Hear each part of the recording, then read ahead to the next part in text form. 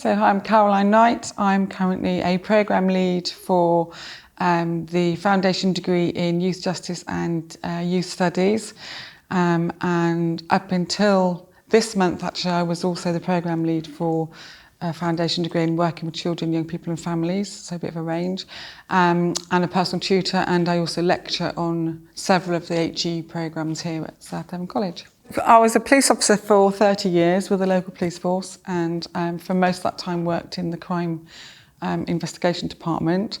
And then whilst I was a policeman, I actually started teaching other police officers, particularly within crime. And so I needed a teaching qualification, and so I chose South Devon College to take my teaching qualifications because of where I lived. And because of what I'd heard about South Devon College, I liked the sound of it. So I came here, and that started that journey in about 2009, 2010. I did my first small teaching qualification and enjoyed it, and then did another one, and then did my full diploma in teaching all here whilst I was still working in the police force. And as a result of that, and the connections and the networks, and at the same time I was doing some lecturing for Plymouth University, and it was suggested that I might want to apply for a job here. I was coming to the end of my police career, 30 years, and so in 2013 that's what I did. It was a natural progression straight from the police force to here, and started teaching. So my main subjects are criminology and then working with children, and particularly safeguarding children, which both sort of mesh together. And so I came here in 2013 and gradually came over here to work in the University Centre. So I exclusively teach HE. I don't teach in the FE College, but I did when I started. So I had that flexibility around choosing where I wanted to go and who wanted to. I'm very much adult based. And then as a result of that, I decided I would like to do a BA, do my degree, because I joined the police force at 18, so I'd done everything in reverse, really. Went straight in after my A-levels. And so they supported me, and I did a BA in child education and development, and got a first-class honours in that degree, which was here. And so was given a bit of time and a load of support in order to do that, which was great. I loved it. And then we had another conversation about, well, let's just keep this going. So then I thought, well, let's do a master's. And so I then applied to do a master's in criminal psychology with another university, because obviously we don't do master's level here. But that was, or a majority of that was funded by here. And again, there was support in how I did that. And it's of mutual benefit because it benefits me, but it also benefits my students and the university. So it's a really good sort of symbiotic approach, if you like, really. And I did that part-time because I did that while I was working. So that took 3 years.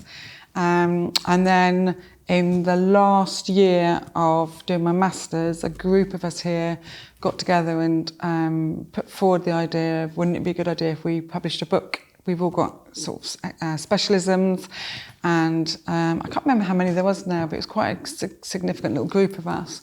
And we all got together, worked out the theme of the book and how it would work together, and we all wrote a chapter, and that was published in 2022. It's now available on Amazon if anyone's interested. And because we've done it in our specialist subjects, we can then use our own chapters for our own students to sort of help them. So, and I think it's being in that team and network of other people who are passionate about subjects and learning, and so there's that encouragement here to continue with your learning and just see where it goes. A lot of my colleagues have produced published articles, and 2 or 3 are currently doing doctorates, several are doing their masters. So there's this constant, okay, so you've got this, what could you do next, and plenty of advice as to how to do that. So my second career really turned around and become an academic. I think whilst I've been here, I've also done other qualifications, which, because I was helped when I first came here, and I remembered when I first joined the police force how much support I had, mentoring to me is really important. I was always a mentor in the police. And so I've taken my advanced mentoring qualification, which again was paid for by here, and I was encouraged to do. And then as a result of that, anyone who now comes into higher education as a new member staff in my department, I get put in as a mentor for them to support them through. So there is that structure, and I know that there's also assistive mentoring in FE as well. So there's constantly people going through mentoring qualifications and then putting that into practice, and the amount of different qualifications that you're able to take to be able to broaden your own knowledge and then apply that to your job, but also your personal life, is actually vast. You know, if you wanted to go and do A-levels or masters, or there's always a route to do that. So for me, mentoring was a really big thing where I started to do it ad hoc, but then actually there's a committee about it and you go and meet it and say, do you know, you could actually do a qualification in this, and then that would help you to help other people. And then you have a say in how the mentoring policy is structured in this college and how people should be helped and what your experience was. And so if you want to get involved to that level, then there is the opportunity to do that and change policy in certain areas as well. So it's quite democratic in that respect. Awesome.